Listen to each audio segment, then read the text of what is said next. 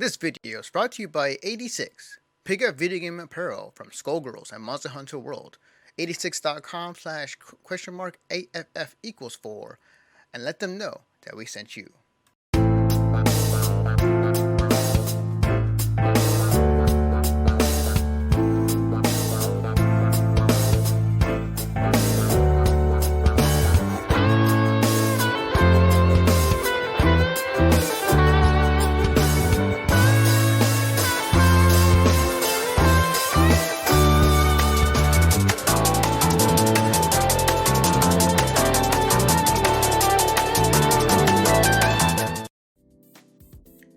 Hello everybody, I know I said this video will be up by Saturday. It is past Saturday. Did not happen. Yeah. Expect these videos to come out a little bit slower than usual, but definitely this is one of the big things I do want to cover this past week in games. Also, just introduction. Hello, my name is Anthony, to be honest. I am the host of Mission Start Podcast, and welcome to another segment of Mission Start Podcast, or my quick thoughts on the current gaming news in the past week. Now, many other people have already probably covered this already by the time you listen to this or watching this, but I do want to give my input and my reaction to the entire event. And the event I'm talking about is Blizzcon. Blizzcon did happen. It was a huge event. It definitely showed off a lot of new games as well as other things they have in their belt or what's to come. So I'll start off here. This is from PCGamer.com, written by Steven Messner. And this is regarding the BlizzCon 2019 announcements. And I'll quickly go down what was announced, just paraphrase. So, off the bat, Diablo 4 was shown off. They showed off a cinematic trailer with a gameplay trailer. Was one of the first things they did. Actually, let me step back a bit, because I will talk about it later. Is that the last time I talked about Blizzard in China, or Blizzard in regards to what was happening with China and Blitzchung, a lot has happened since then. Just to sum up kind of what has happened since then. So basically, Blizzard eventually gave all their winnings back to Blitzchung. He then was reduced his sentence from a 4 year to 6 months. The casters are still suspended or fired at this time of this recording, and Blizzard has been getting a lot of heat from the gaming audience, from the government, which now has gotten involved, and I believe I want to say China, but not really. Like it seems to a lot of people, and it seems like the narrative is that they were pressured into making that choice rather than policing it properly. So they had the president, I believe his name was, give me a second. Me right here, I got the article here, also from PC Gamer. J. Allen Brack, which was the president of Blizzard, I want to say. Yeah, so J. Allen Brack is the president. Yep, president of Blizzard. Yes, So yeah, he went out there and just basically apologized and say like, hey, maybe we should have took more time. I feel like I'm gonna hold off on that just because I have a lot more to say about it. But that's initially what happened first. They initiated an apology about the entire event. They acted hastily, and then right afterwards, it's like, now let's get into the games. So as I was saying, Diablo 4 was shown off. It was the first game trailer they showed off for the BlizzCon conference. It was a cinematic trailer, looked really badass, and then afterwards was a gameplay trailer. And from the looks of it and what I've been reading and watching, it's very much like Diablo in many of its incarnations, except it's going back to the more darker tone. Apparently, people didn't like Diablo 3's color palette, which I didn't mind. I personally did not mind, but the color palette of Diablo 3, I enjoyed it. But people were angry about it, so it's back to Diablo 2 dark theme, I guess. So dark. So yeah. So that's, hey, I'm just happy with more Diablo, honestly. So more Diablo, the better. That's great. So that was shown off, including, I believe, the Druid and the Sorceress were the return add-ons or roles you can play in Diablo 4. After that, they showed you Blizzard showed the new cinematic trailer for the new World of Warcraft expansion, Shadowlands, which is cool. Like I always enjoy what I love about Blizzard's trailers is that their cinematic has always been top notch. This one kind of depicting a scene of Sylvanas. I'm mispronouncing her name, but like the dark elf lady, and she goes to the land of or oh man. Actually, I'm gonna read this. I'm just gonna let's read what they wrote because I feel like I'm gonna just butcher the trailer or what they're just going for. So, World of Warcraft's next expansion is called Shadowlands. It releases next year and will take players in an alternate realm with death and decay, where they must choose one of several factions to align with the fight against Sylvanas. The trailer was positively bananas with Sylvanas dueling Bolvar, the Lynch King, before using his helmet to tear open the key to obliterate the barrier between Azeroth and the Shadowlands. If that's confusing to you, Renee, put a link. We explained it all what it means. Like any expansion, Shadowlands will implement sweeping changes to most of the WoW's current system and progression. We have a complete overview of those features, including there's a squash level cap of 60 and endgame dungeons that basically is a self-enclosed roguelike. Oh, okay, that perked my ears. I didn't hear that. Cool. But yeah, so that is what that cinematic is. You guys definitely go watch it. It's really cool, and it's more WoW for WoW people essentially. So they didn't follow up with some Hearthstone news, which was another expansion. Who would have figured? Descent of Dragons, which is a heavy focus on dragon cards. And then on top of it, they announced a new mode that's coming that is called, I want to say, is it Auto Battle? It is called Hearthstone. I'm not seeing it on here. Basically, what they're doing is another auto chess. They're saying they're looking at what the trends are right now when it comes to gaming, and auto chess is definitely one of those that's becoming much more popular. So now they're gonna do one for Hearthstone. It's in beta right now, but we'll see that more as it gets closer to its release. And then after which, they in the other big one they did announce or did show. Which you did see behind me as I was talking. Overwatch 2. Now, Overwatch 2, they showed up a new trailer, a cinematic and a gameplay trailer. And I definitely have read up and watched gameplay of it, as well as Diablo 4. So, Overwatch 2, for those who are curious, it's going to be a focus on co-op. And it's got PvE modes. It'll still have PvP. It'll still have the multiplayer. But the curious thing about it is that it will still play with Overwatch 1 players. So essentially, if you just want to play the multiplayer, you're fine with Overwatch 1. But if you don't care about the new characters in Overwatch 2, but if you want the new characters and you want to just keep playing Overwatch 2 with Overwatch 1 people, you can. It's going to be in the same server. We're going to talk to one another, and you'll still be able to play Overwatch 1 players. The difference is that in Overwatch 2 you have a PvE mode or story mode that you can play through, and from what I've seen and what I've heard, it's very much like a Left 4 Dead, where you are playing co-op with 3 other players, you and 3 other players. So and you're going through the story mode, and you're basically not much details regarding what the story is going to be, other than Overwatch reuniting together to fight the big baddie in this new game.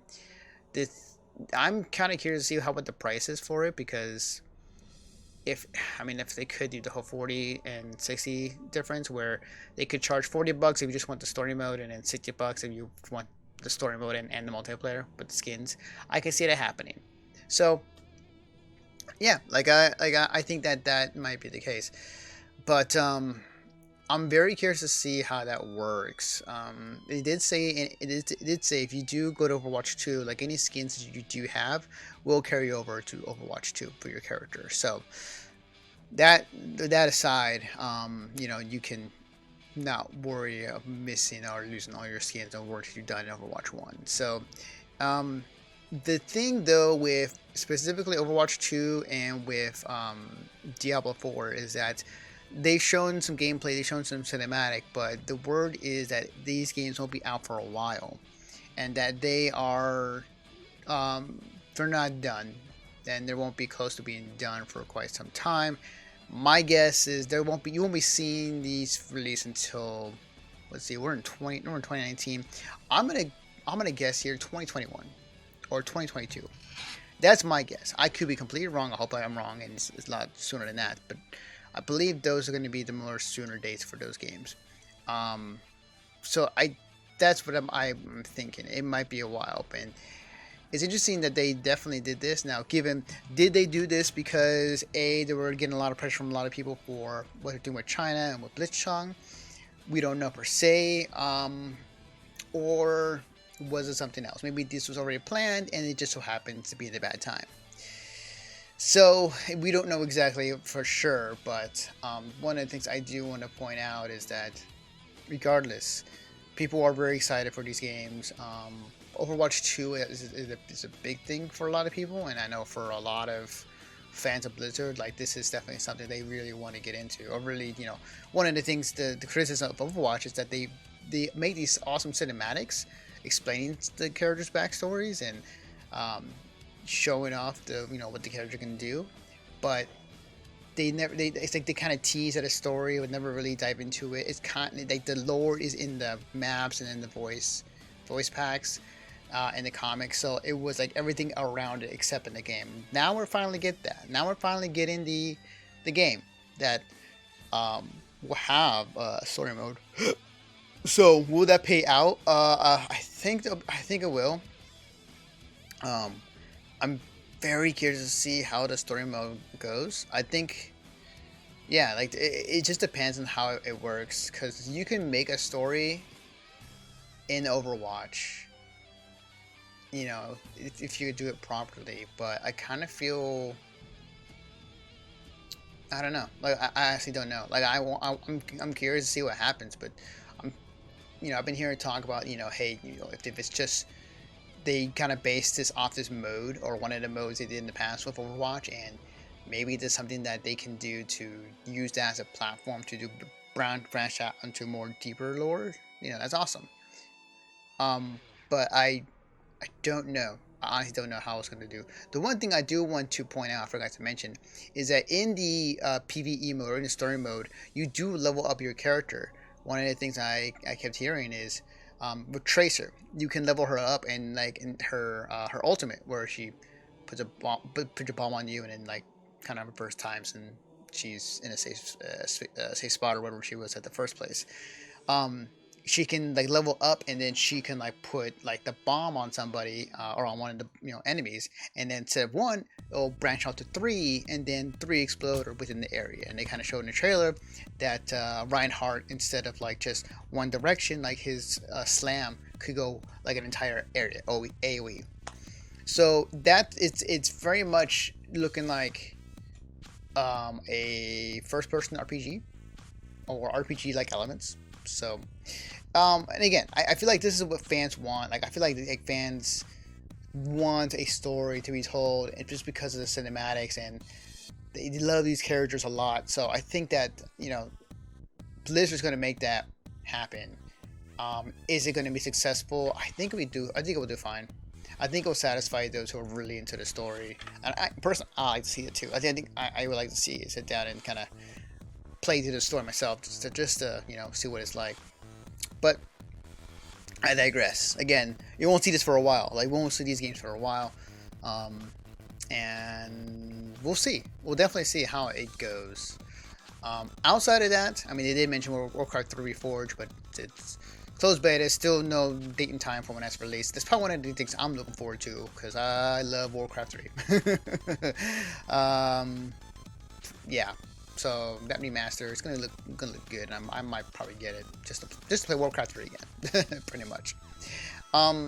Okay, so one of the things, and going back to what I was saying earlier, at the beginning of the press conference, they issued an apology. The president came out and said, we're sorry. We were too hasty. We should have taken more time to make that decision in regards to suspending and taking the pay from Blitzchung regarding the situation. For those who don't know what happened, just kind of go back a few weeks ago. Blitzchung is a Hearthstone player. It was a tournament, online tournament, held in Taiwan and China.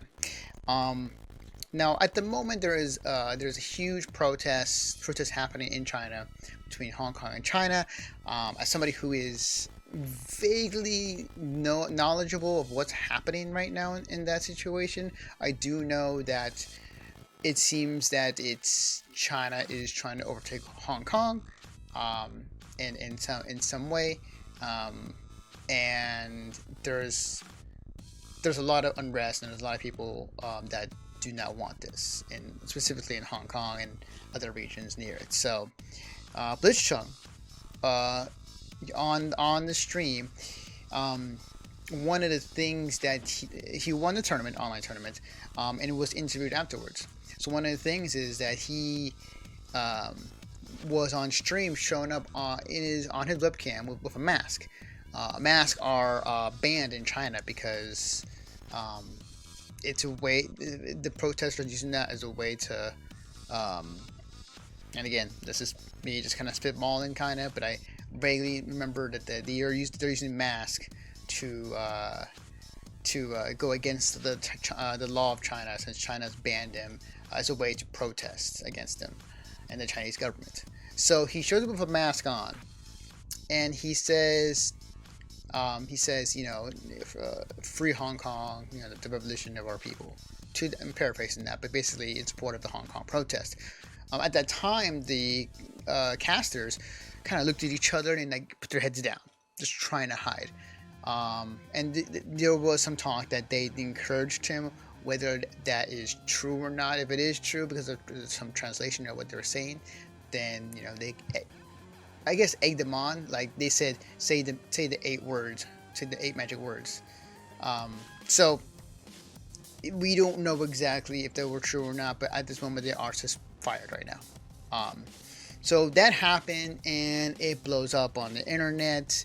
A lot of people who were supporters of Blizzard were just pissed off. It got attention of the government to the point where a lot of the senators on both sides, on extremely both sides, on the left and the right, the Democrat and Republicans, coming together, writing a letter telling Body Kotick, the president of Activision Blizzard, saying, hey, we're concerned about what you guys doing with China and how you came about censoring Blitzchung, and we don't like it.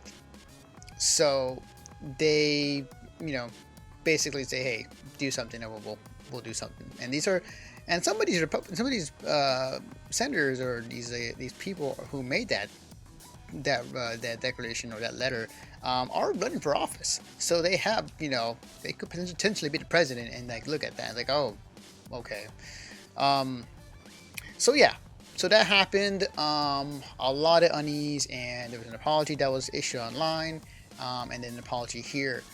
For a lot of people who was watching this, it definitely, for a lot of people looking at that, the apology that J. Allen Bragg did on stream felt very corporate, felt very not heartful, or it was fake. So, and I'm not sure what you would do if you're Blizzard in regards to, you can apologize as much as you can, but I think for a lot of people, what they want to see is action. Like, yes, we're reducing the suspension to Blitzchung, awesome, but also giving his winnings, also cool, but still uneasy about what the deal is now between you and China. Like, people are really kind of questioning that and just kind of wondering what's going on. The thing about it too is, the thing about, and before that, let me just read you the quote about the apology that was spoken at Blizzcon. Quote, we moved too quickly in our decision making, and then to make matters worse, we were too slow to talk volume. When I think about what I'm most unhappy about, there's really two things. The first one is that we didn't live up to our high standards and set for ourselves. And the second is that we failed in our purpose. And at that, I am sorry and I accept accountability. As you walk around this weekend, it's about Blizzcon, I hope it's clear how committed we are to everyone's right to express themselves in all kinds of ways in all kinds of places. So that's a quote. And from a lot of people who saw that, look at that, fake, not heartful, not real, and it's kind of damn if you do, damn if you don't right now for Blizzard. Anything you do is like, if you try to be a really discreet, like really honest, like heart to heart to people and say, hey, we're sorry, we won't do this again. Like, I don't know, anything you say apology wise, I don't think it's gonna help. I think if anything, it's gonna take action to really tell people, oh, okay, maybe Blizzard's finally, taking care of this. But as of right now, there's a lot of skepticism from a lot of people online and from various groups. So yeah, and that's kind of what the mentality is at the moment. And now we're starting to get word that they're going out there saying that it's this decision that happened was too fast, but it wasn't our decision. We didn't make that decision, they said. They said it was actually, it's in this quote. Actually, it's in this article I have right here, right in front of me. Because there was definitely a tweet that was made from one of the Hearthstone. I think it was the Chinese Hearthstone account that definitely has caught a lot of people's eye. Let's see. Let's see. Okay. So yes. So he's talking about there's a tweet that said the pride of China that was written by NetEase, and so NetEase is the company that Blizzard works with for China with regards to putting games there. I should read the entire thing because it explains it. The question was, there's been a suspicion that China and your Chinese businesses has an influence on the decision in the statement Blizzard made. Can you affirm for me on the record whether NetEase or any of your Chinese partners didn't have any sort of influence on your decision in this incident? Okay, I'm glad you asked that because I love to be clear. This is him responding.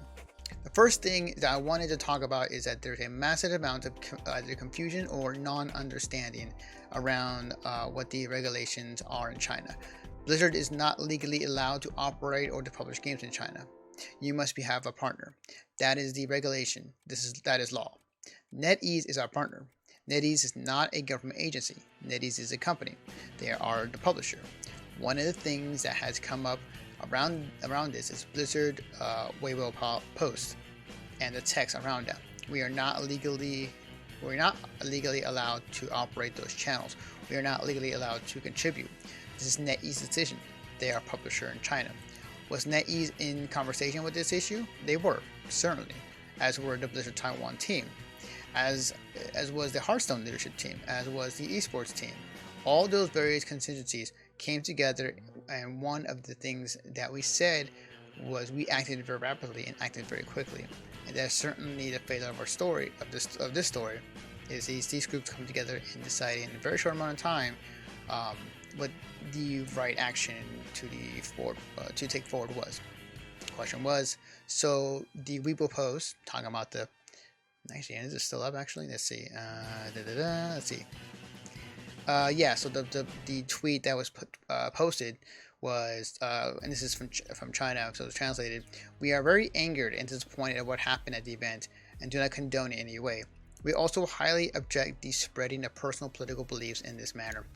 Effectively, we've banned the contestant and from the event and terminated work from the broadcasters. We will always forget and defend the pride of our country. In that country, they're talking about China. So the question was, so the Weibo post that talked about defending the pride of China was written by NetEase? Correct. We did not authorize it. We did not approve it. We would not have approved it if they have asked. So that's the key here we're looking at. That's the thing, is like that Blizzard is now putting the word out there that they didn't authorize this. Yes, there was communication regarding this decision, but in terms of everything around it, elsewise, including that tweet, they had no say, or they didn't approve it, which makes total sense, because if Blizzard China, if the Blizzard team in China or NetEase was doing that, also helped contribute to suspending Blitzchung, taking away his winnings, taking away his suspending him for a year, which was cut down. That makes total sense, because in China right now, anything you say for the Hong Kong protests or anything against the Chinese government, like, you are breaking the law, and you will be punished severely. So that makes total sense. So in that aspect, you have to think now, with all this in mind, that from the outset, yes, Blizzard made this decision. They made a horrible mistake, but it seems from reading this and from reading elsewhere that this was Blizzard China doing it. This was NetEase doing it, not Blizzard as a whole. So it makes more sense why that happened the way it did. So is Blizzard, because is Blizzard still in the shithole? Yes, absolutely. I think it's still very much negatively viewed right now. But I'm curious to see what happens next. They haven't said anything. Like, I think for Blizzard right now, they're just very happy to get through Blizzcon. And the thing is interesting though is, like, I've Alex, our photographer, he was at Blizzcon. He told me, I think in chat, it was that he went to everybody. He went to talk to some of the devs, and they were excited about the games. And the one thing they told him, universally, is like they should have took more time to with that punishment rather quickly. And they felt like, yeah, they issued an apology. All's forgiven. Let's be excited for games. So it's feeling. The thing my gut is telling me is that it may be a minority here, which, yeah, it may be a minority in terms of people who are upset with Blizzard and people who are not happy with Blizzard and their dealings with China and this whole situation. Yeah, because I'm feeling that gamers are very fickle, and they have a brain of a goldfish. They'll be mad at one thing and then forget about it in another month, and then move on to the next thing to be mad at. So, because I can guarantee you, Blizzard won't say anything for a while, and just gonna head down and work on these games. And when they release them, there'll be people excited to play those games, and people I've seen already who are already trying to get their account back. So, and there were protesters outside of BlizzCon, I forgot to mention. Only 50 showed up versus the amount thousands of people were already there for BlizzCon to hope to be happy about. So we'll have to wait and see. I think it is telling that when that decision happened, it was far too quickly, and it looked from the outset that from not only Blizzard, but the NBA, Apple, and other tech companies that do dealings with China, wonder about the decisions that they make. And there, with the NBA specifically, there was also having the almost same case regarding China, but like not happy with them because of a tweet of the Houston general manager putting out in support of Hong Kong and saying, like, we don't like that, essentially, and we're going to cut deals with you, like cut out streaming your G League and cutting out any support of the NBA. So it's a very interesting time, and we just have to wait until things kind of fall out more, or like how things are going to be in the future.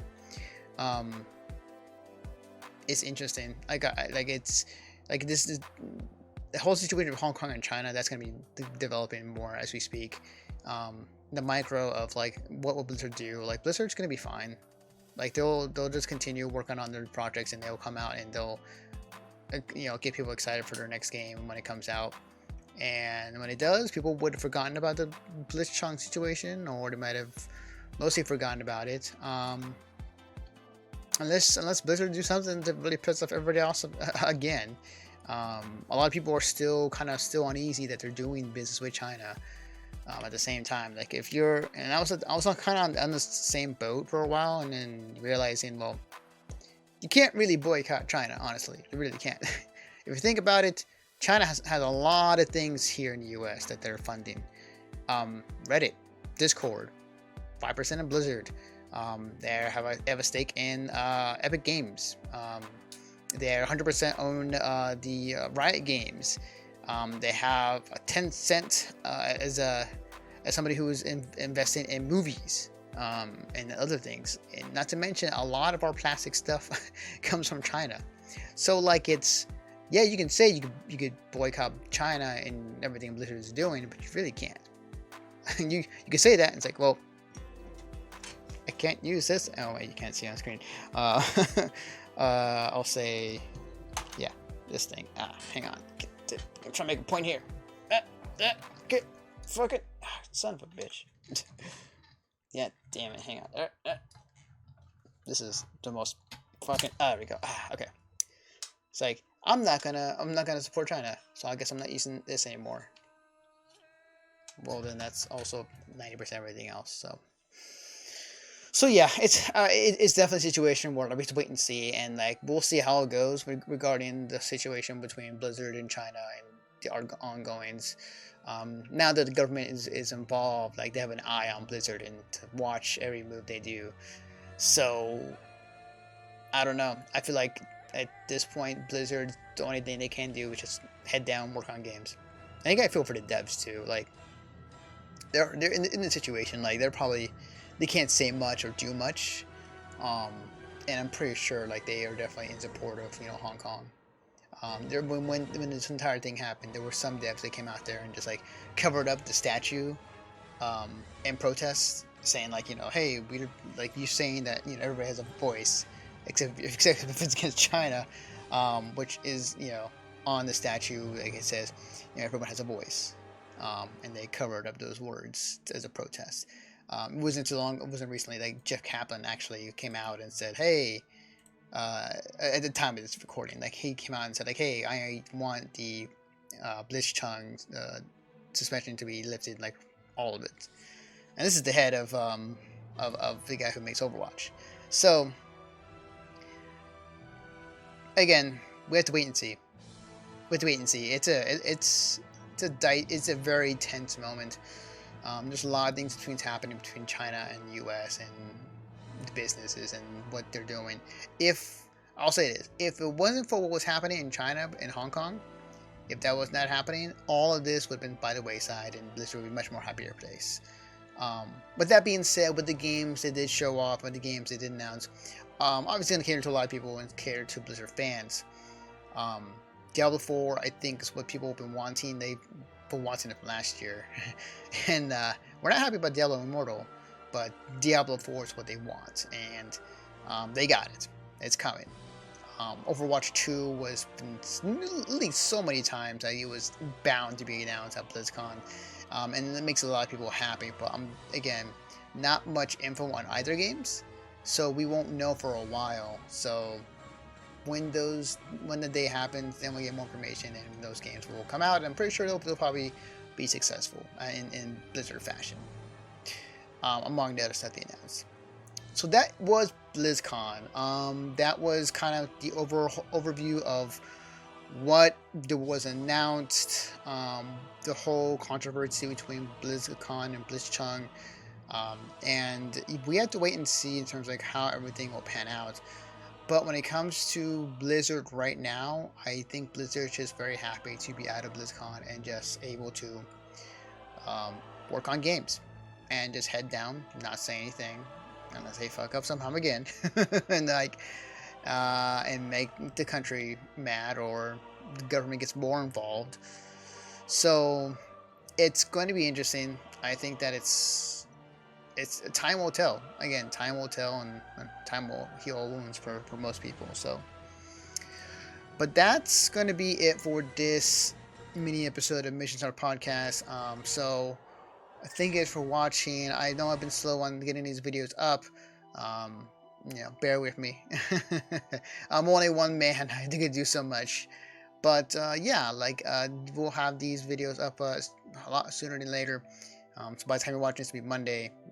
And so happy. Also happy Veterans Day, by the way, when this video goes up. Thank you guys who are in the Army or Navy. Thank you for your services. With that being said, again, if you want to watch all of our rest of our videos from our past news stories, it's on this YouTube channel, youtube.com/MissionStarTubes. And you can definitely check out past videos of my opinions or the others. At some point, we will get back together, the band back together. But when that happens, I'll let you guys know when it will be. But in the meantime, you just got me and my opinions on all things the video game industry and game news. So I hope you enjoyed this. I hope you enjoyed this short bit. With that, thanks for watching. We'll see you guys next time.